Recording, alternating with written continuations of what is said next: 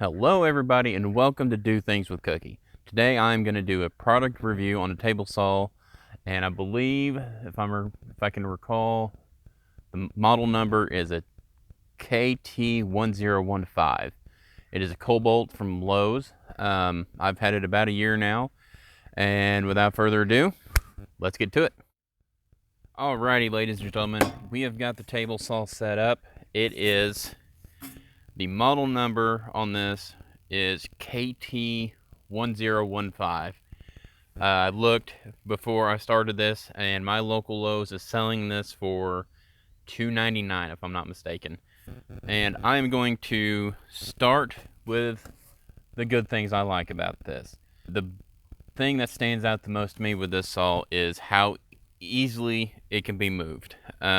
You simply push a lever with a foot, and even with one hand, you can lift it up, lock it in place, and off you go. Really, I can't be happier. And setting it up is almost just as easy. You take it, move it just a little bit, unlatch it, because that locks in place when it closes, and you just simply fold it down, and it's locked in place. It really clever design, and it really works well. The other good thing is a price point. For me, I'm on a budget. I really am. So to have this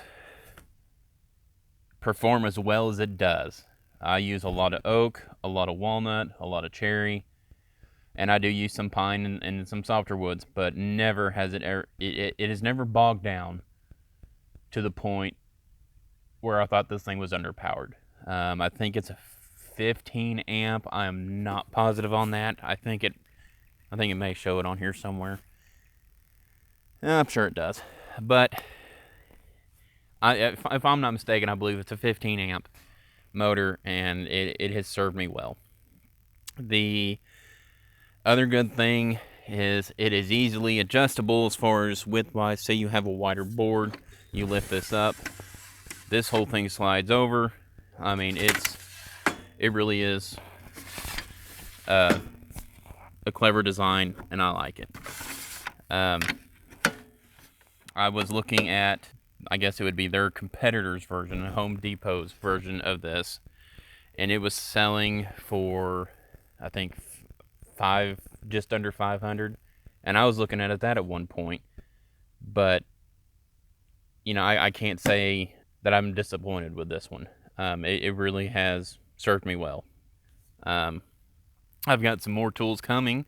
In fact, I think some of them should be here today, but I'm not going to do a review on them until I have a chance to kind of put them through their paces and see what they're like. The unboxing videos, there's enough of those around that I didn't really feel the need to kind of bore you guys with that. Now the downsides. Wow, there's a few, and I would say they're major, but at the same time, I don't know. You really can't. I don't think you're going to get around it for the price point and for the type of saw that it is. Growing up, I remember my dad. Goodness, he had all sorts of woodworking projects going on, anywhere from building a privacy fence for us, that way we can have a yard to grow up in. Gosh, he built a swing set that was rock solid. He built a deck on the back of the house. I swear, if a tornado goes through that house, that deck will still be there. He is notorious for overbuilding things, and I think that I've kind of gotten that trait as well.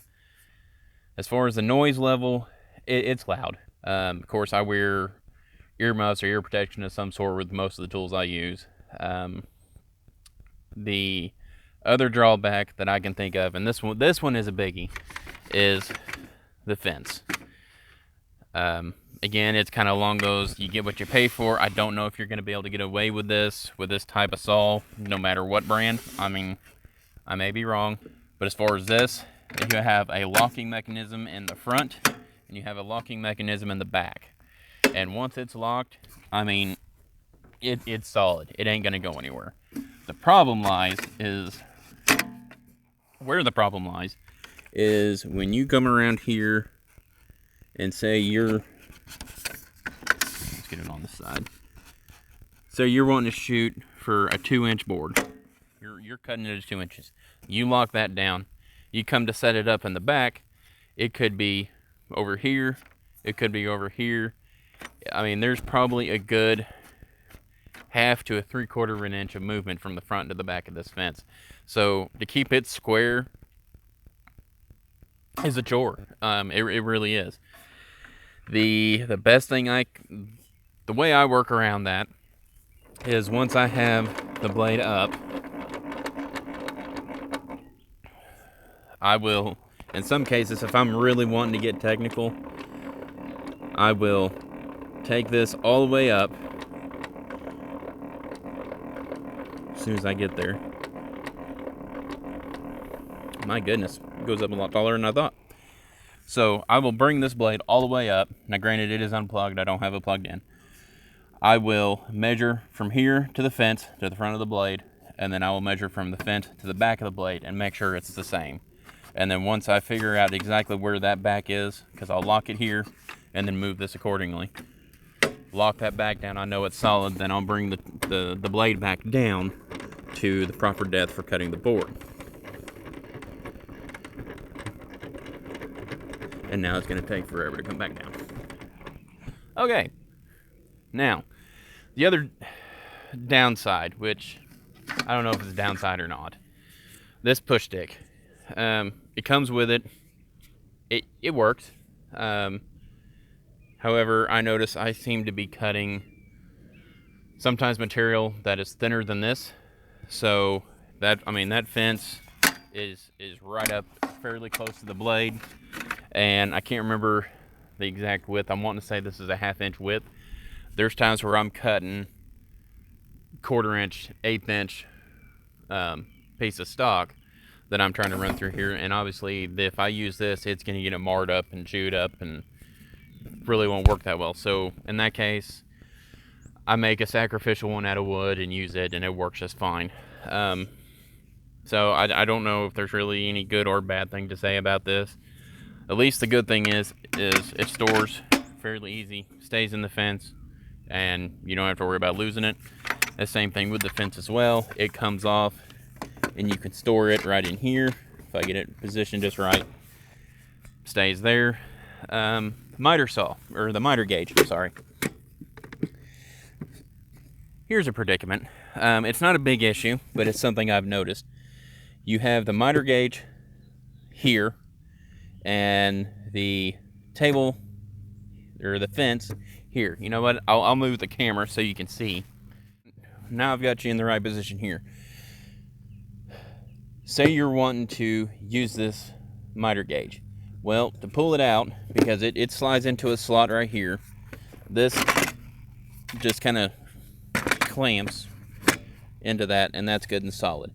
However, in order to get this out, because this has got your push stick, you can't get the push stick out very easily because the miter gauge is in the way.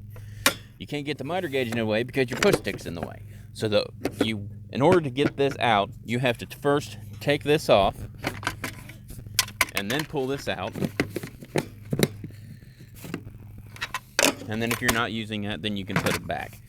Again, it's not a major issue, but it's something that, I don't know, I find aggravating. Maybe some people don't. I feel like at this point I am kind of nitpicking,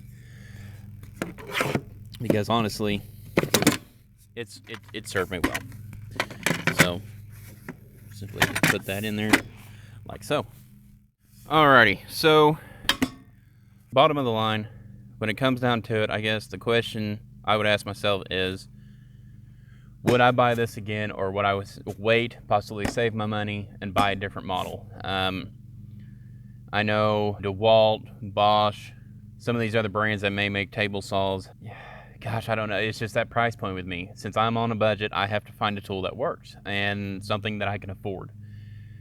If that means I can spend $300 on this tool and take that other $200 and go buy a sander and something else, and as long as this tool does the job, yeah, it might have its minor issues and kind of frustrating points like the miter saw. I mean, it's probably nitpicking. The fence, well, the fence sucks. That is the most frustrating part, and honestly, that does take up some time when you're making multiple cuts of different sizes. If you're making a cut that's repeatable, multiple pieces, all the same size, it's not that big of an issue. You set it up once, you feed the boards through, you're done. However, if you need to make a board 2 inches thick and then in 2 1/4 and maybe 3 inches, every time you move that fence, you have to, I do anyway, to make sure it's right, you go in and measure the front of the blade, measure the back of the blade, do that, make sure it's all set up, and it takes time. And that is also, if you notice, I do not have the safety guard that comes over the fence. The reason I don't use it is because sometimes I get that, a lot of times I get that blade so close to that fence that the guard, sorry, I cannot talk today, that guard will not let me get that fence that close. So it is easier just to take it off and get it out of the way. And really there is no other reason than that I don't use it. The riving knife, on the other hand, I leave that on all the time. And especially because of how that fence is, where if I don't get it lined up just right, or if I get the fence over here set and the back of the fence is pushed in this way, I do feel without that riving knife that would just plumb be stupid. To each is their own. I'm not saying you have to leave it on. I'm not saying I'm not going to recommend that one way or the other. You kind of make your own decision on that. Me personally, I wouldn't ever take it off. I did have some issues when I first had it. I didn't have it, I don't think, adjusted just right, so it was off just a touch. So when you start to feed a board through, it would cut and then it would just stop because you get caught on that riving knife.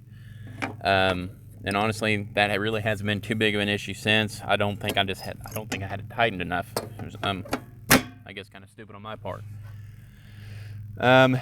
One other thing that I thought of that it was kind of a con or something I didn't like about this particular saw, and that is this throat plate. It is so thin that it's not because of a structural issue or being flimsy. It is, if I wanted a what do they call it, a zero clearance throat plate, this thing is so thin it would be hard to make one out of any kind of material that would be solid enough to do it. I don't have a welder, I don't have metalworking tools to be able to copy this. And again, that goes back to when I worked at the cabinet shop. If you wanted a zero clearance throat plate for the saw, I mean, this particular part would be, what, quarter of an inch thick, half inch thick. You just grab some stock that you had that was that size and make you one. And it fit down in there, and you could snug it up and level it out, and it would be perfect. This, I don't know if you could. So that is kind of disappointing. But really, I don't know how to get around. There's just no way around it with this blade or with this saw.